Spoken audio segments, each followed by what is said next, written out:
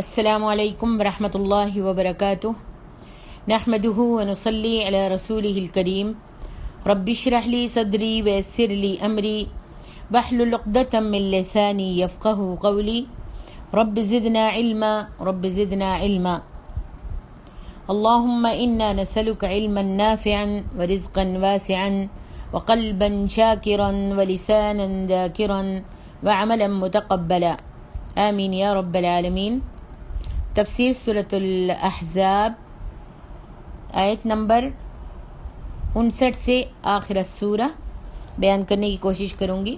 اعوذ باللہ من الشیطان الرجیم یا ایہا النبی قل لأزواجک وبناتک ونساء المؤمنین يدنين عليهن من جلابيبهن ذلك أدنى أن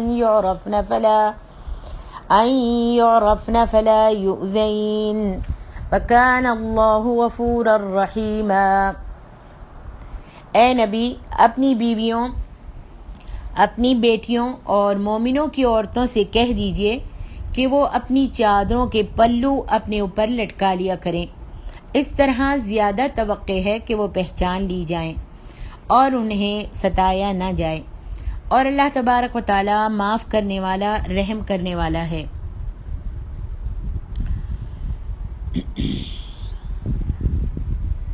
اس حکم کے ذریعے جیسا کہ پچھلی آیت میں آپ نے پڑھا ہے والذین یؤذون المؤمنین والمؤمنات بغیر ما اکتسبوا فقد احتملوا بہتانا واثما مبینا، جو لوگ مومن مردوں اور عورتوں کو ان کے کسی قصور کے بغیر دکھ پہنچاتے ہیں تو انہوں نے بہتان اور صریح گناہ کا بار اٹھا لیا ہے۔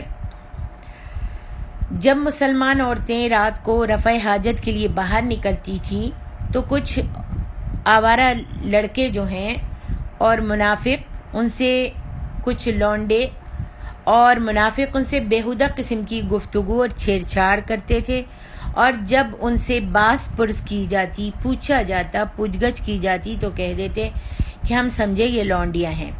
پھر کچھ منافق ایسے بھی تھے جو نبی علیہ السلام کے پیٹھ پیچھے بدگوئیاں کرتے تھے اور ازواج مطہرات پر بیہودہ قسم کے الزام تراشتے تھے۔ یہ سب قسم کے لوگ تہمت تراش اور بدترین قسم کے مجرم ہیں۔ اللہ تعالیٰ نے فرمایا اس حکم کے ذریعے اوباش منافقوں کی چھیڑ چھاڑ کا سد باب کر دیا گیا۔ نبی کی بیویوں، بیٹیوں اور سب مسلمان عورتوں کو حکم دیا گیا کہ بڑی چادریں اپنے سر کے اوپر سے نیچے لٹکا لیا کریں۔ اس سے بآسانی معلوم ہو سکے گا کہ یہ لونڈیاں نہیں ہیں بلکہ شریف زادیاں ہیں، لہذا منافق انہیں چھیڑ چھاڑ کی جرت جو ہے وہ نہ کر سکیں گے، اور ان کے اندر اس چیز کی جب پتہ چل جائے گا کہ یہ شریف زادیاں ہیں تو منافق انہیں چھیڑ چھاڑ کی جرت نہ کر سکیں گے۔ اس بات کا پتہ چلتا ہے اور شاید سب کو معلوم ہے، انشاءاللہ ہم سب کو معلوم ہوگا کہ نبی صلی اللہ علیہ وسلم کی 4 بیٹیاں تھیں، حضرت زینب رضی اللہ عنہا، حضرت رقیہ رضی اللہ عنہا، حضرت ام کلثوم رضی اللہ عنہا اور حضرت فاطمہ رضی اللہ عنہن، جبکہ شیعہ حضرات آپ صلی اللہ علیہ وسلم کی صرف ایک بیٹی مانتے ہیں، یعنی سیدہ فاطمہ کو وہ تسلیم کرتے ہیں کہ نبی علیہ السلام کی ایک ہی بیٹی ہے، باقی کو تسلیم ہی نہیں کرتے۔ یہاں یہ وضاحت ضروری ہے کہ بعض حضرات چہرے کو پردے کے حکم سے مستثنی قرار دیتے ہیں، یعنی کہتے ہیں کہ چہرے کا پردہ نہیں ہے۔ ان کا خیال ہے کہ یدنین علیہن من جلابیبہن کا مطلب چادر لٹکا کر گھونگھٹ لٹکانا نہیں ہے، بلکہ اس سے مراد چادر کو اپنے جسم کے ارد گرد اچھی طرح لپیٹ لینا ہے، جسے پنجابی میں بکل مارنا کہتے ہیں۔ اس توجیہ کی تہ میں جو کچھ ہے وہ سب کو معلوم ہے، ہم صرف یہ عرض کرنا چاہتے ہیں کہ یہ توجیہ لغت، عقل اور نقل تینوں لحاظ سے غلط ہے۔ وہ یوں کہ تیسیر القرآن میں عبد الرحمن کیلانی صاحب لکھتے ہیں لغوی لحاظ سے دنا یدنی کا مطلب قریب ہونا، جھکنا اور لٹکنا سب کچھ آتا ہے۔ قرآن میں ہے وجن الجنتین دان، یعنی ان دونوں باغوں کے پھل جھک رہے ہیں یا لٹک رہے ہیں۔ اور ادنا یدنی یعنی قریب کرنا، جھکانا اور لٹکانا۔ اور ادنا ستر بمعنی پردہ لٹکانا کے آتا ہے۔ اب اگر ادنا الیہن من جلابیبہن کے الفاظ ہوتے تو پھر ان معانی کی بھی گنجائش نکل سکتی تھی جو یہ حضرات چاہتے ہیں، لیکن قرآن میں ادنا کا صلہ علا سے ہے جو اس کے معنی کو ارخاء یعنی اوپر سے لٹکانے کے معنوں میں مختص کر دیتا ہے۔ اور جب لٹکانا معنی ہو تو اس کا مطلب سر سے نیچے کو لٹکانا ہوگا، جس میں چہرے کا پردہ خود بخود آ جاتا ہے۔ نمبر 2، اور عقلی لحاظ سے یہ توجیہ اس لیے غلط ہے کہ عورت کا چہرہ ہی وہ چیز ہے جو مرد کے لیے عورت کے تمام بدن سے زیادہ پرکشش ہوتا ہے۔ اگر اسے ہی حجاب سے مستثنی قرار دے دیا جائے تو حجاب کے باقی احکام بے سود ہیں۔ فرض کیجئے کوئی اپنی شادی سے پہلے اپنی ہونے والی بیوی کو، کوئی مرد اپنی شادی سے پہلے اپنی ہونے والی بیوی کی شکل و صورت دیکھنا چاہتا ہے۔ اب اگر آپ اس کو اس لڑکی کا چہرہ نہ دکھائیں، باقی تمام بدن، ہاتھ، پاؤں وغیرہ دکھا دیے جائیں تو کیا آپ مطمئن ہو جائیں گے؟ کیا وہ شخص مطمئن ہو جائے گا؟ وہ مرد مطمئن ہو جائے گا؟ اس سوال کا جواب یقیناً نفی میں ہے۔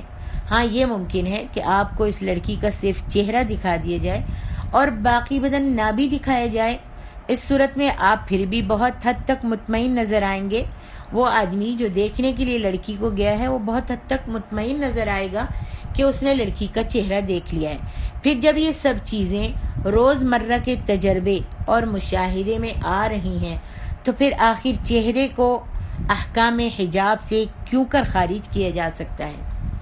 حضرت ابو ہریرہ رضی اللہ عنہ فرماتے ہیں کہ میں نبی علیہ السلام کے پاس تھا، ایک شخص آیا اور آپ صلی اللہ علیہ وسلم کو خبر دی کہ اس نے ایک انصاری عورت سے نکاح کیا ہے۔ آپ صلی اللہ علیہ وسلم نے اس سے پوچھا کیا تم نے اس کو دیکھا بھی ہے؟ وہ کہنے لگا نہیں۔ آپ صلی اللہ علیہ وسلم نے فرمایا جاؤ اس کو دیکھ لو، اس لیے کہ انصار کی آنکھوں میں کچھ عیب ہوتا ہے۔ یہ مسلم کی حدیث ہے۔ اس حدیث میں بھی نبی صلی اللہ علیہ وسلم نے چہرہ دیکھنے کی ہی ہدایت فرمائی ہے۔ نمبر 3، نقلی لحاظ سے بھی یہ توجیہ غلط ہے۔ یہ سورۃ احزاب ذی قعدہ 5 ہجری میں نازل ہوئی اور واقعہ افق شوال 6 ہجری میں پیش آیا۔ اور واقعہ افق بیان کرتے ہوئے حضرت عائشہ فرماتی ہیں کہ میں اسی جگہ بیٹھی رہی، اتنے میں میری آنکھ لگ گئی۔ ایک شخص صفوان بن معطل سلمی اس مقام پر آئے اور دیکھا انہوں نے کہ کوئی سو رہا ہے تو انہوں نے مجھے دیکھتے ہی پہچان لیا، کیونکہ پردے کا حکم اترنے سے پہلے انہوں نے مجھے دیکھا تھا، اس لیے انہوں نے مجھے پہچان کر اور مجھ کو دیکھ کر انا للہ و انا الیہ راجعون پڑھا تو میری آنکھ کھل گئی۔ تو میں نے اپنا چہرہ اپنی چادر سے، جب میں نے ان کی آواز سنی کہ وہ انا للہ پڑھ رہے ہیں تو میں نے اپنا چہرہ اپنی چادر سے ڈھانپ لیا۔ یہ بخاری کی حدیث ہے۔ اب سوال یہ ہے کہ اگر یدنین علیہن من جلابیبہن اس کا معنی وہ ہو جو یہ حضرات کرتے ہیں اور چہرے کے پردے کے حکم سے مستثنی چہرے کے پردے کے حکم سے مستثنی قرار دیتے ہیں، ان سے سوال یہ ہے کہ اگر یدنین علیہن من جلابیبہن کا معنی وہ ہو جو یہ لوگ کہتے ہیں اور یہ سمجھانا چاہتے ہیں، تو کیا معاذ اللہ حضرت عائشہ رضی اللہ عنہا اور دوسرے صحابہ نے اس کا معنی غلط سمجھا تھا؟ نعوذ باللہ۔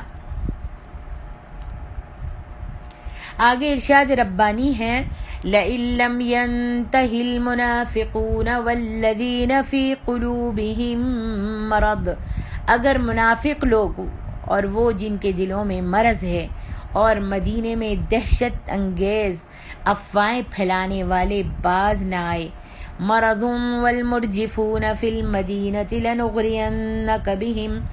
لنغرینک بہم ثم لا یجاورونک فیہا الا قلیلا۔ اگر منافق لوگ اور وہ جن کے دلوں میں مرض ہے اور مدینے میں دہشت انگیز افواہیں پھیلانے والے اگر باز نہ آئے تو ہم آپ کو ان کے خلاف اٹھا کھڑا کریں گے، پھر وہ تھوڑی ہی مدت آپ کے پڑوس میں رہ سکیں گے۔ ایک تو انہیں بد نظری اور شہوت پرستی کا روگ لگا ہوا ہے۔ اللہ تعالیٰ فرماتے ہیں ایک تو ان کو بد نظری اور شہوت پرستی کا روگ لگا ہوا ہے، دوسرے نفاق کا کہ وہ اپنے آپ کو شمار تو مسلمانوں میں کرتے ہیں لیکن ہر معاملے میں اس کے بدخواہ تنگ کرنے والے انہیں بدنام کرنے پر تلے بیٹھے ہیں۔ ان کے ساتھی مدینے کے یہود ہیں اور یہ دونوں ایک دوسرے کے ہمراز اور دونوں مسلمانوں کے ایک جیسے دشمن ہیں جو مسلمانوں کے حوصلے پست کرنے کے لیے مختلف قسم کی افواہیں گھڑتے اور پھیلاتے رہتے ہیں۔ مثلاً کہتے ہیں فلاں مقام پر مسلمانوں نے بڑی مار کھائی اور ان کو بہت نقصان پہنچا، فلاں مقام پر مسلمانوں کے لیے ایک بڑا بھاری لشکر جمع ہو رہا ہے اور ان قریب مدینہ سے مسلمانوں کو ختم کر دیا جائے گا، ایسی ہی کچھ افواہیں۔ منافقوں اور یہود مدینے کی مسلمانوں کے خلاف مشترکہ ساز باز اور گٹھ جوڑ کی داستان بڑی طویل ہے۔ میں یہاں چند ارشادات پر اکتفا کروں گی۔ جب بدر میں اللہ تعالیٰ نے مسلمانوں کو فتح عظیم عطا فرمائی تو آپ صلی اللہ علیہ وسلم نے 2 صحابہ زید بن حارثہ اور عبداللہ بن رواحہ کو خوشخبری دینے کے لیے پہلے مدینے بھیج دیا تھا، اور اس سے پہلے ہی منافق یہ خبر مشہور کر چکے تھے کہ مسلمانوں کو عبرتناک شکست ہوئی ہے اور محمد صلی اللہ علیہ وسلم جنگ بدر میں قتل کر دیے گئے۔ اس افواہ سے مدینے کے مسلمان بہت سہمے ہوئے تھے کہ زید بن حارثہ دور سے اونٹنی پر سوار آتے دکھائی دیے۔ ایک منافق کہنے لگا دیکھو زید بن حارثہ کا اترا ہوا چہرہ نظر صاف بتا رہا ہے کہ مسلمان شکست کھا چکے ہیں، ہار گئے ہیں۔ پھر جب اصل حالات کا علم ہوا تو مدینہ جو تھا، جب انہوں نے آ کر خوشخبری سنائی کہ فتح نصیب ہوئی ہے اور نبی علیہ الصلوۃ والسلام اپنے ساتھیوں کے ساتھ اور مال غنیمت کے ساتھ واپس آ رہے ہیں، جب اس بات کا علم ہوا تو مدینہ تکبیر و تحلیل کے نعروں سے گونج اٹھا، اور یہی نعرے یہود و منافقین کے دل و جگر کو چھلنی چھلنی کر رہے تھے۔ قبیلہ بنو قینقاع یہود مدینہ میں سب سے زیادہ امیر اور شرارتی قبیلہ تھا۔ اس نے جنگ بدر کے فوراً بعد شرارتیں شروع کر دی تو نبی علیہ الصلوۃ والسلام نے ان کا محاصرہ کر لیا اور یہ بد عہد قوم جلد ہی ہتھیار ڈالنے پر آمادہ ہو گئی۔ آپ صلی اللہ علیہ وسلم انہیں قتل کر دینے کا ارادہ رکھتے تھے، مگر عبداللہ بن ابی کی پرزور سفارش کی بنا پر اپنی نرم عادت کی وجہ سے یہود کی نبی صلی اللہ علیہ وسلم نے جان بخشی کر دی اور صرف جلا وطنی پر اکتفا کیا۔ جنگ احد کے موقع پر عبداللہ بن ابی منافق نے عین موقع پر جس طرح مسلمانوں کا ساتھ چھوڑا تھا وہ واقعہ پہلے آپ تفصیل سے پڑھ چکی ہیں، سن چکی ہیں اسی سورۃ الاحزاب میں۔ اس وقت بھی منافقوں نے مسلمانوں کے حوصلے پست کرنے اور مسلمانوں کو شکست سے دوچار کرنے کے لیے ایڑی چوٹی کا زور لگایا تھا۔ یہود کے دوسرے قبیلہ بنو نذیر نے جب آپ صلی اللہ علیہ وسلم پر چکی کا پاٹ گرا کر نبی علیہ الصلوۃ والسلام کو ہلاک کرنے کی سازش کی اور میرے نبی صلی اللہ علیہ وسلم کو اللہ تعالیٰ نے بچا لیا، تو آپ صلی اللہ علیہ وسلم نے بنی نذیر کو الٹیمیٹم دے دیا کہ 10 دن کے اندر اندر وہ مدینے کو خالی کر دیں اور جو کچھ بھی اپنا سامان لے جا سکتے ہیں لے جائیں۔ 10 دن کے بعد جو شخص بھی مدینے میں نظر آیا اس کو قتل کر دیا جائے گا۔ یہ واقعہ انشاءاللہ آپ سورۃ حشر میں تفصیل سے پڑھیں گی۔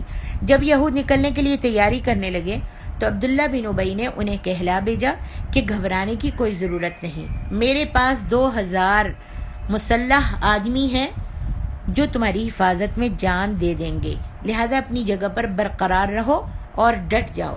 اس پیغام پر اس قبیلے کے سردار حی بن اخطب کی آنکھیں جو تھیں وہ چمک اٹھیں اور اس نے نبی علیہ الصلوۃ والسلام کو پیغام بھجوا دیا کہ ہم یہاں سے نہیں نکلیں گے، تم سے جو بھی بن پڑتا ہے، جو بھی تم کرنا چاہتے ہو کر لو۔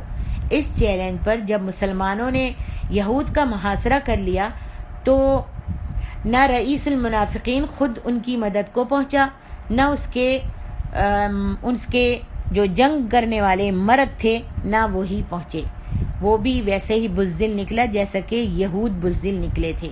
بالآخر بنو نذیر کو بھی اللہ کے رسول صلی اللہ علیہ وسلم نے جلا وطن کر دیا۔ غزوہ احزاب میں یہود کی عہد شکنی اور منافقوں کے کردار پر تبصرہ اسی صورت میں آپ پڑھ چکی ہیں۔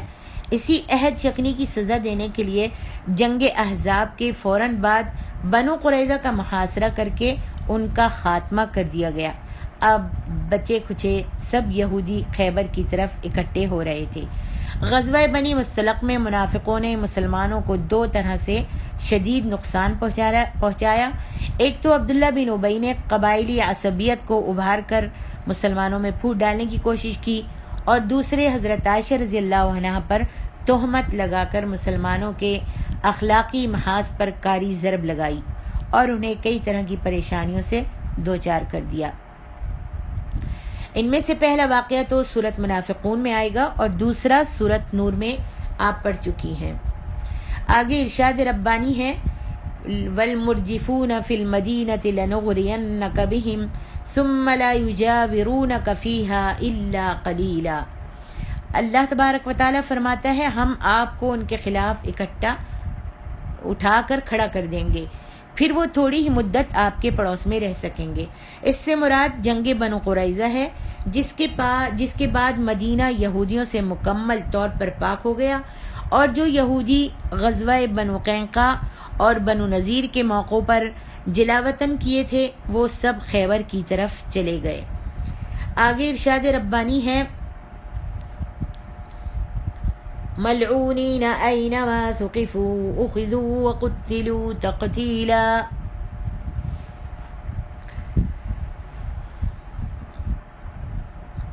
اس سے مراد بنو قریظہ کا انجام ہے۔ بنو نذیر کا سردار حی بن اخطب بھی ان کے ساتھ ہی قتل ہوا تھا، جس نے بنو قریظہ کو عہد شکنی پر مجبور کیا تھا۔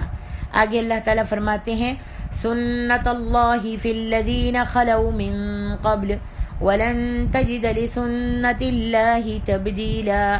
گزشتہ لوگوں میں اللہ کا یہی طریقہ جاری رہا ہے اور آپ اللہ کے اس طریقے میں کوئی بھی تبدیلی نہیں پائیں گے۔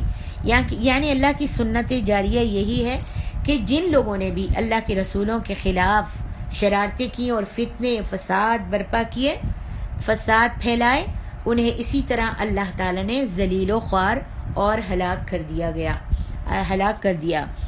آگے ارشاد ربانی یسألک الناس عن الساعة قل انما علمها عند اللہ وما يدریک لعل الساعة تكون قریبا۔ لوگ آپ سے قیامت کے متعلق پوچھتے ہیں، آپ ان سے کہہ دیجئے کہ اس کا علم تو اللہ ہی کے پاس ہے، اور آپ کو کیا خبر شاید وہ قریب ہی آ پہنچی ہو۔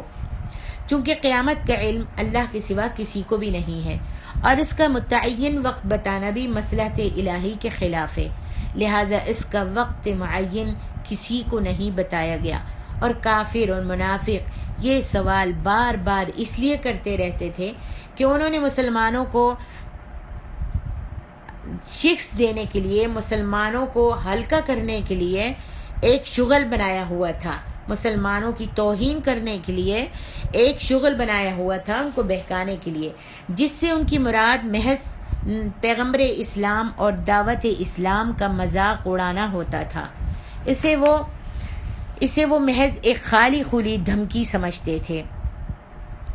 فرمایا ان اللہ لعن الکافرین وأعد لهم سعیرا خالدین فیہا ابدا لا یجدون ولیا ولا نصیرا یوم تقلب وجوہهم فی النار یقولون یا لیتنا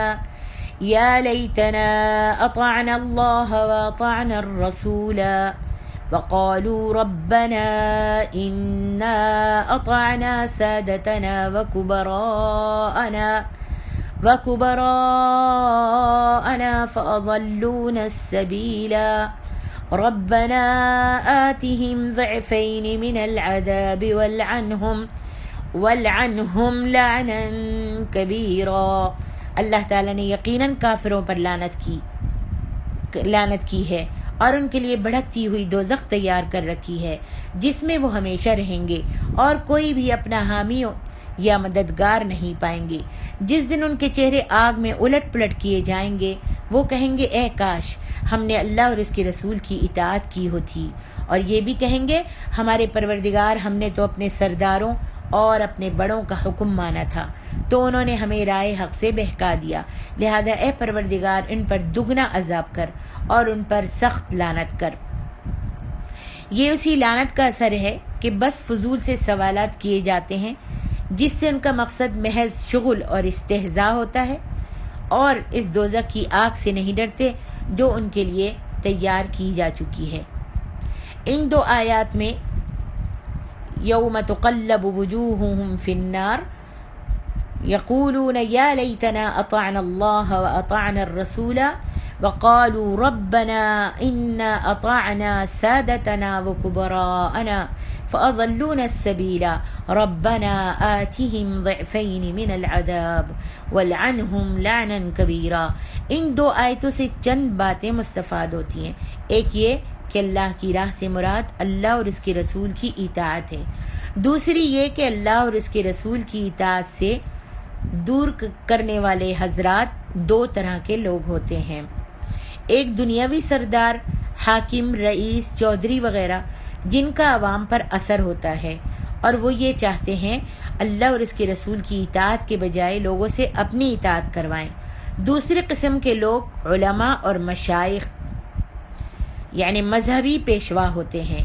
ان کے گمراہ کرنے کا انداز دنیاوی سرداروں سے بالکل جدا گانا ہوتا ہے. وہ لوگوں میں شرکیہ رسومات اور بدعات رائج کرتے، غلط فتوے دیتے، اولیاء اللہ کے تصرف کی دھاک بٹاتے اور اسی طرح کئی طرح کے مفادات حاصل کرتے ہیں. مقصد دونوں کا مقصد آخر کیا ہوتا ہے؟ مقصد دونوں کا حب مال کی محبت و جاہ ہوتی ہے. تیسری یہ بات کہ مطیع اور مطاع یعنی گمراہ ہونے والے اور گمراہ کرنے والے سب کے سب جہنمی ہوتے ہیں.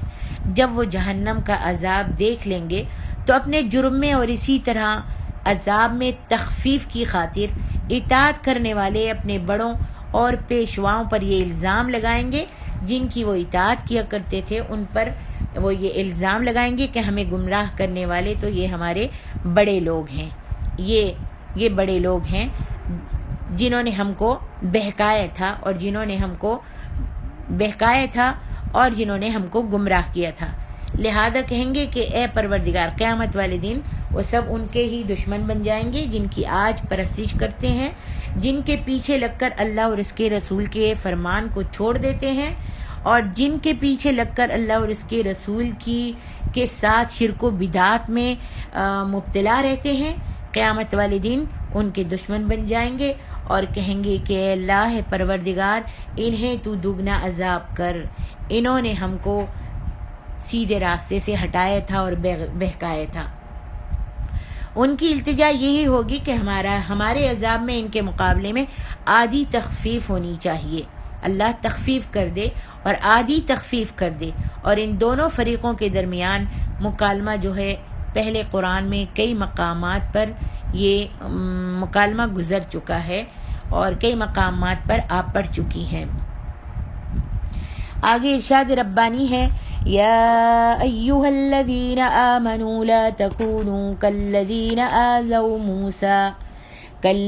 آذوا موسى فبرأه الله مما قالوا وكان عند الله وجيها. اے ایمان والو تم ان لوگوں کی طرح نہ ہو جانا جنہوں نے موسیٰ کو ایذا دی تھی، پھر اللہ تعالیٰ نے اسے اس جھوٹی بات سے بری کر دیا جو انہوں نے کہی تھی، اور وہ اللہ کے نزدیک بڑے ہی رتبے والا تھا. امام بخاری نے احادیث الانبیاء میں ابو ہریرہ رضی اللہ عنہ سے روایت کیا ہے، انہوں نے کہا کہ نبی علیہ الصلوۃ والسلام نے فرمایا، یہ بخاری میں ہے، یہ حدیث بخاری کی ہے، مسلم میں نہیں ہے، بے شک موسیٰ علیہ الصلوۃ والسلام بہت با حیا اور با پردہ انسان تھے۔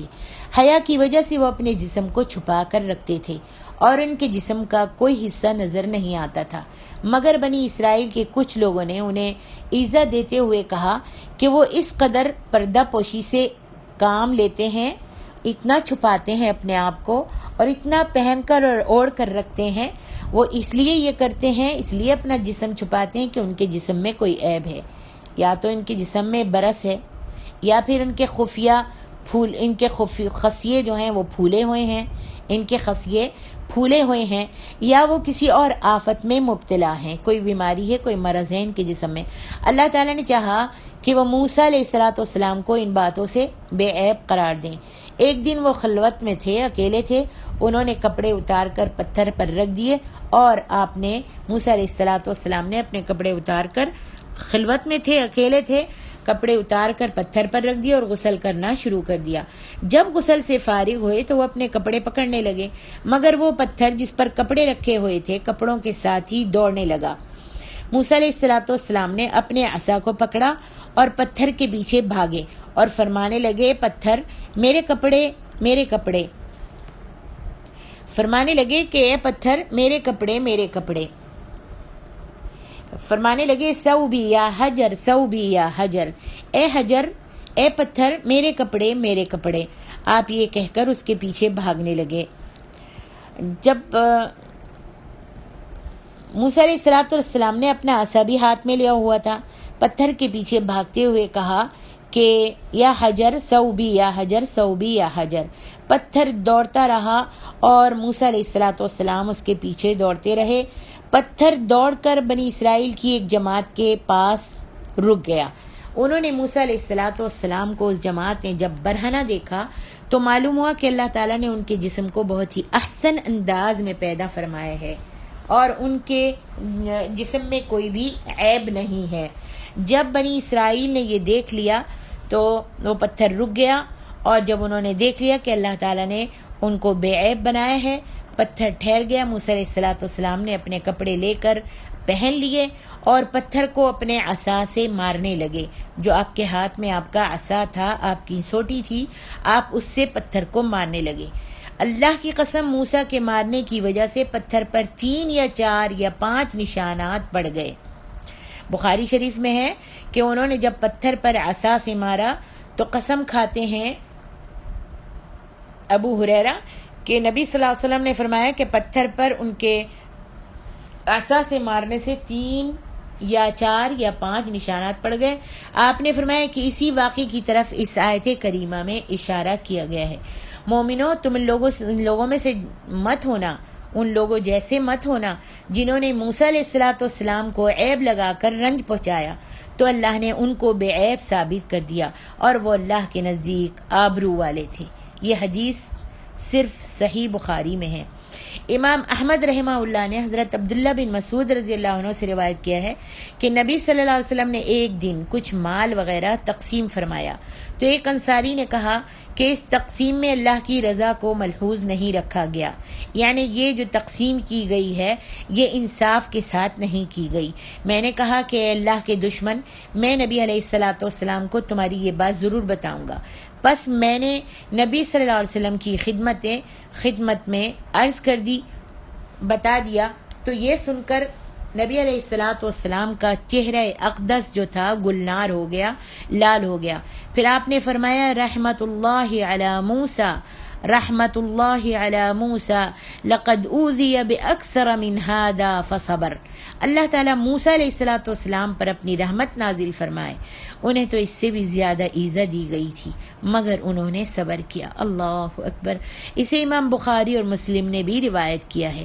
وَكَانَ عِندَ اللَّهِ وَجِيهًا، اور وہ اللہ کے نزدیک آبرو والے تھے، یعنی انہیں اپنے رب تعالیٰ کے ہاں اللہ کے پاس وجاہت اور جاہ و منصب حاصل تھا موسیٰ علیہ الصلوۃ والسلام کو۔ حسن بصری رحمہ اللہ کہتے ہیں کہ آپ اللہ تعالیٰ کے ہاں مستجاب مجاب الدعوات بھی تھے۔ بعض نے کہا ہے کہ اللہ تعالیٰ کے ہاں انہیں جو عظیم وجاہت حاصل تھی اس کا اندازہ اس سے لگائیے کہ انہوں نے اللہ تعالیٰ سے اپنے بھائی ہارون کے بارے میں جب دعا کی تھی کہ اللہ تعالیٰ انہیں بھی ان کے ساتھ نبی بنا دے، تو اللہ تعالیٰ نے ان کی اس دعا کو قبول فرما لیا تھا، جیسا کہ اللہ نے فرمایا وَوَهَبْنَا لَهُ مِن رَحْمَتِنَا أَخَاهُ هَارُونَ نَبِيًّا، سورۃ مریم، اور ہم نے اپنی مہربانی سے ان کو ان کا بھائی ہارون عطا فرما دیا۔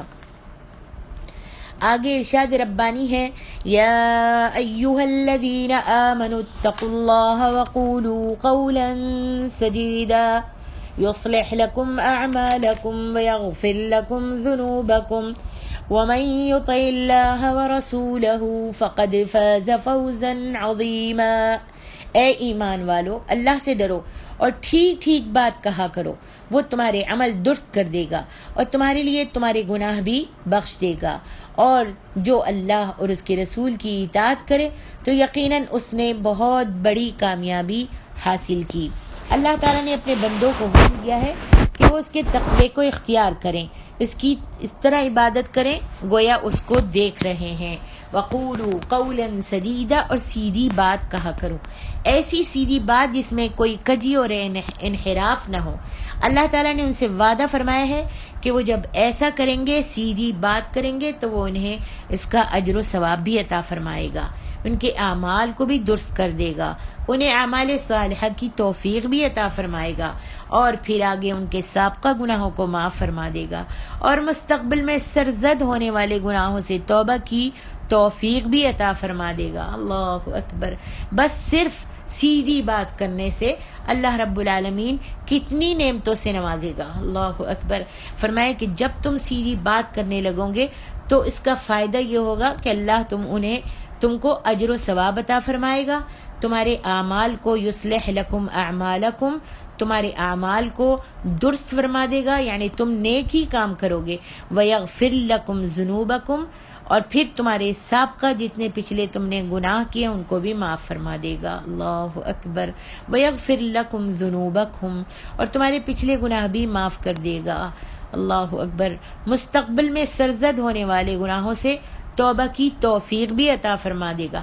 وَمَن يُطِعِ اللَّهَ وَرَسُولَهُ فَقَدْ فَازَ فَوْزًا عَظِيمًا، اور جو شخص اللہ اور اس کے رسول کی فرمانبرداری کرے گا تو بے شک بہت بڑی مراد پائے گا، اور وہ یہ مراد کہ اسے آتش دوزخ سے، جہنم کی آگ سے بچا لیا جائے گا، یہ اس کی کامیابی ہوگی، اور جنت کی ابدی نعمتوں سے اللہ تعالیٰ اس کو سرفراز فرمائے گا۔ اسی آیت کے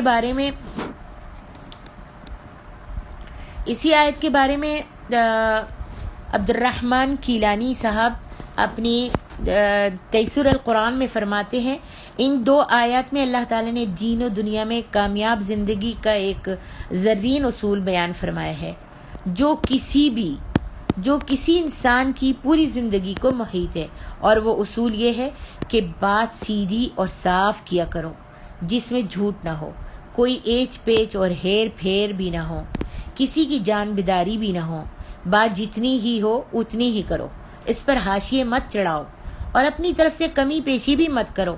اسی کا دوسرا نام راست بازی ہے۔ راست بازی سے بعض دفعہ اپنی ذات کو، اپنے اقربا کو اور اپنے دوست احباب کو بھی نقصان پہنچ سکتا ہے۔ یہ سب کچھ برداشت کرو، لیکن راست بازی کا دامن مت چھوڑو، اس لیے کہ اس کے نتائج بڑے مفید اور دور رس ہوتے ہیں۔ اس سے انسان کا وقار قائم ہوتا ہے، عزت ہوتی ہے، ساکھ بنتی ہے، پھر اس ساکھ سے انسان کو بے شمار فوائد حاصل ہوتے ہیں۔ یہ تو دنیاوی فوائد ہوئے، اور روحانی فوائد یہ ہیں کہ اس سے انسان کے اعمال خود بخود درست ہوتے چلے جاتے ہیں۔ ایک دفعہ ایک شخص نبی صلی اللہ علیہ وسلم کی خدمت میں حاضر ہوا اور کہنے لگا، میں شہادتین کا اقرار کرتا ہوں مگر اسلام لانے کی اپنے آپ میں جرت نہیں پاتا، کیونکہ مجھ میں فلاں عیب بھی ہے اور فلاں عیب بھی ہے اور فلاں عیب بھی ہے۔ اس نے اپنے 3-4 عیب گنوائے۔ نبی صلی اللہ علیہ وسلم نے فرمایا، کیا تم مجھ سے جھوٹ چھوڑنے کا اقرار کرتے ہو کہ تم آج کے بعد جھوٹ نہیں بولو گے؟ یہ اقرار کرتے ہو، یہ وعدہ کرتے ہو؟ وہ کہنے لگا، ہاں یا رسول اللہ صلی اللہ علیہ وسلم۔ آپ نے فرمایا، تمہارا اسلام منظور ہے مجھ کو۔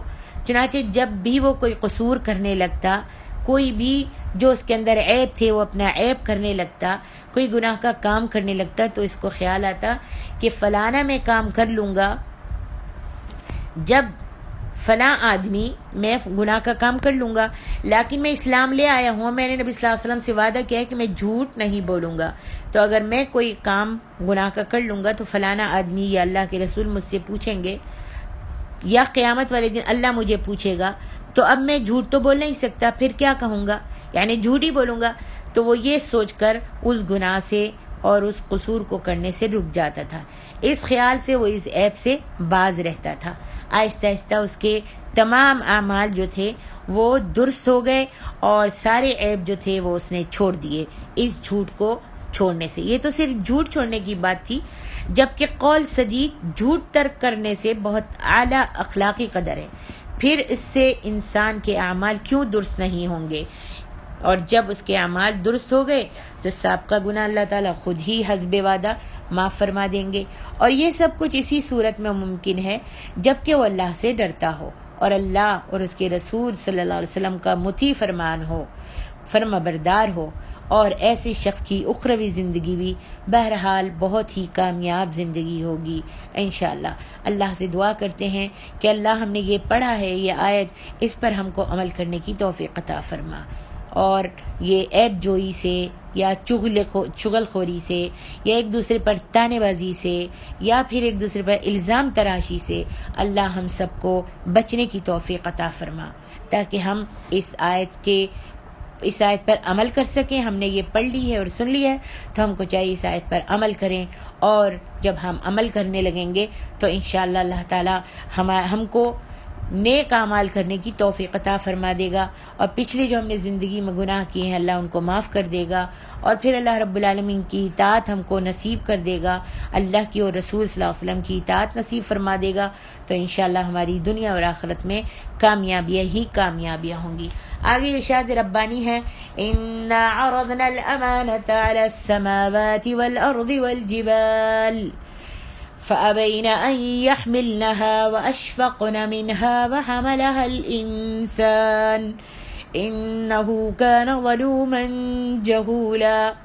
بلا شبہ ہم نے اپنی امانت آسمانوں اور زمین اور پہاڑوں کے سامنے پیش کی، تو انہوں نے اسے اٹھانے سے انکار کر دیا اور وہ اس سے ڈر گئے، اور وہ امانت انسان نے اٹھا لی، یقیناً وہ بڑا ظالم اور بہت جاہل ہے۔ لِيُعَذِّبَ اللَّهُ الْمُنَافِقِينَ وَالْمُنَافِقَاتِ وَالْمُشْرِكِينَ وَالْمُشْرِكَاتِ وَيَتُوبَ اللَّهُ عَلَى الْمُؤْمِنِينَ وَالْمُؤْمِنَاتِ وَكَانَ اللَّهُ غَفُورًا رَحِيمًا۔ ہم نے یہ امانت اس لیے اٹھوائی کہ اللہ منافق مردوں اور منافق عورتوں اور مشرک مردوں اور مشرک عورتوں کو عذاب دے، اور اللہ مومن مردوں اور مومن عورتوں پر رحم فرمائے، اور اللہ تعالیٰ بہت بخشنے والا نہایت کرم کرنے والا ہے۔ ابن عباس کہتے ہیں کہ امانت سے مراد اطاعت ہے۔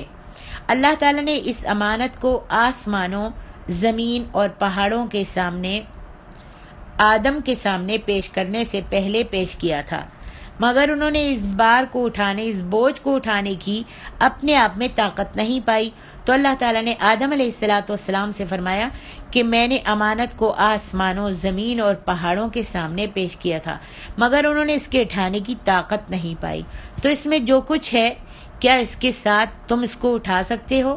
انہوں نے عرض کی، اے میرے رب اس میں کیا ہے؟ فرمایا، اگر تم نیکی کرو گے تو اچھی جزا ملے گی، اور اگر برائی کرو گے تو تم کو سزا ملے گی۔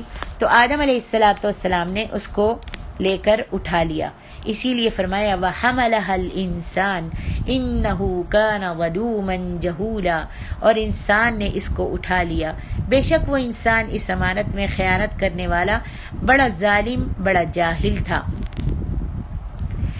اور علی بن ابو طلحہ نے ابن عباس سے روایت کیا ہے کہ امانت سے مراد فرائض ہیں، اللہ تعالیٰ نے انہیں آسمانوں، زمین اور پہاڑوں پر پیش کیا کہ اگر وہ انہیں ادا کریں گے تو انہیں اجر و ثواب عطا فرمائے گا، اور اگر وہ اس کو ضائع کر دیں گے تو انہیں عذاب دے گا، مگر انہوں نے اس بوجھ امانت کے اٹھانے کو ناپسند کیا، اور وہ اس سے ڈر گئے کہ اللہ کے دین کی تعظیم کے تقاضوں کو پورا کرنے سے عاجز و قاصر نہ رہ جائیں، کوئی کمی نہ ہو جائے۔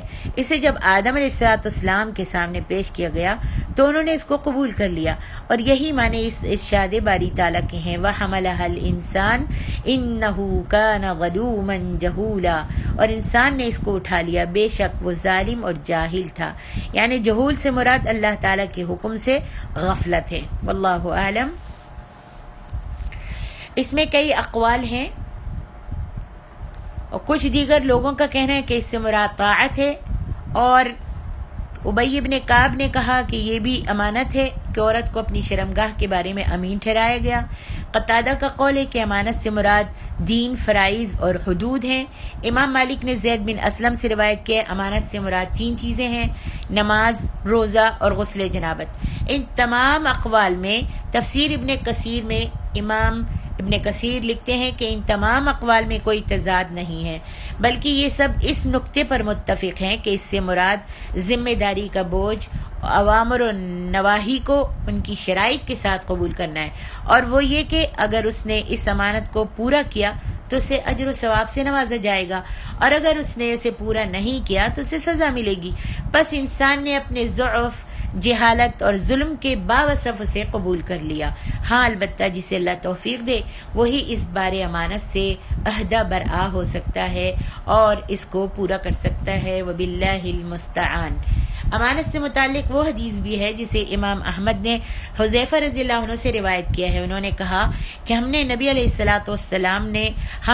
صلی اللہ علیہ وسلم نے 2 باتیں بیان فرمائی، جن میں سے ایک کو میں نے دیکھ لیا ہے اور دوسری کا انتظار کر رہا ہوں۔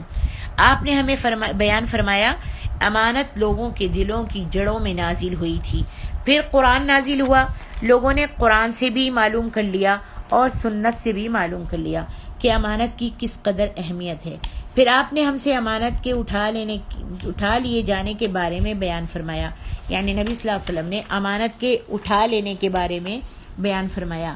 آپ نے بیان فرمایا آدمی سو رہا ہوگا کہ امانت اس کے دل سے کھینچ لی جائے گی، آدمی سو رہا ہوگا کہ امانت اس کے دل سے کھینچ لی جائے گی تو اس کا نشان داغ کی طرح ہوگا، داغ کی طرح اس کے دل پر ہوگا۔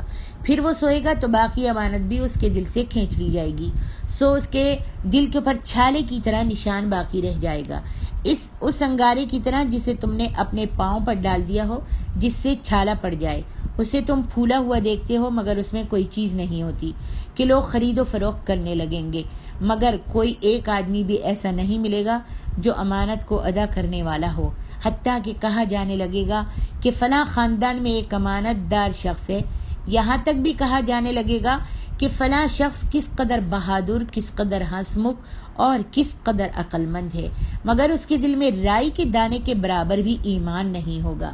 ایک وقت تھا کہ میں اس بات کی پرواہ نہیں کرتا تھا کہ میں نے کس سے خرید و فروخت کی ہے، کیونکہ اگر خرید و فروخت کرنے والا مسلمان ہے تو اس کا دین اسے میری طرف لوٹا دے گا، اور اگر وہ عیسائی یا یہودی ہے تو اس کا ولی اسے میرے پاس واپس لوٹا دے گا، میرے پاس لوٹا دے گا، مگر آج میں تم میں سے صرف فلاں اور فلاں ہی سے خرید و فروخت کرتا ہوں۔